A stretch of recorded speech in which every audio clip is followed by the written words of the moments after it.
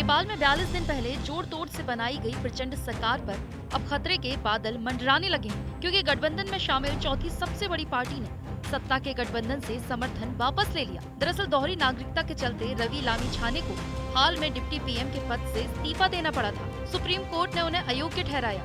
फूट पड़ने से कई मंत्रियों ने इस्तीफे दे दिए। इसके बाद उनकी पार्टी ने सख्त रुख अपनाया है। ऐसे में प्रधानमंत्री पुष्प कमल दहल प्रचंड चिंतित हो गए हैं। इसी के साथ सरकार भी संकट में आ गई।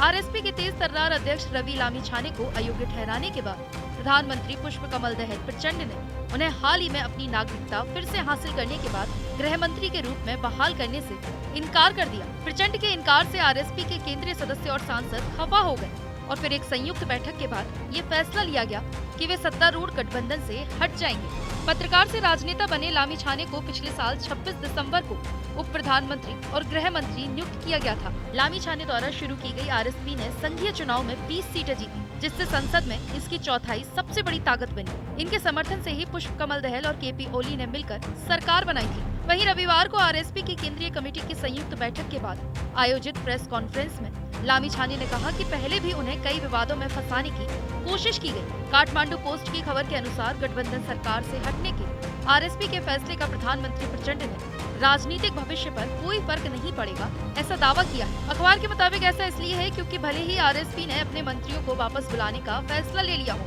लेकिन पार्टी इस सरकार को समर्थन देती रहेगी। अब आपको बताते हैं लामिछाने की नागरिकता को लेकर क्या विवाद हुआ था। दरअसल नेपाल के deputy prime minister Ravi Lamichhane को नेपाल की सुप्रीम कोर्ट ने 28 जनवरी को दोहरी नागरिकता के मामले में दोषी माना था। कोर्ट ने सांसद के तौर पर उनकी सदस्यता और चुनाव को रद्द करने का फैसला सुनाया था। इसके बाद उन्हें डिप्टी पीएम और गृह मंत्री पद छोड़ना पड़ा। लामिछाने पर आरोप थे कि उनके पास नेपाल के अलावा अमेरिका की भी नागरिकता है। नेपाल में दोहरी नागरिकता को गैर कानूनी माना जाता है। लामिछाने पर आरोप लगाया गया था कि उन्होंने अमेरिकी नागरिकता छोड़े बिना ही नेपाली पासपोर्ट हासिल किया। पहले नेपाली नागरिक रहे रवि लामिछाने ने अमेरिका का ग्रीन कार्ड लिया था। अमेरिकी नागरिक की हैसियत से ही नेपाल वापस आए थे और खारिज हुई नेपाली नागरिकता के आधार पर नेपाली पासपोर्ट हासिल कर लिया था। जबकि नेपाल में नियम है कि दोबारा नेपाली नागरिकता लेने के लिए जिला प्रशासन में एप्लीकेशन देनी पड़ती है।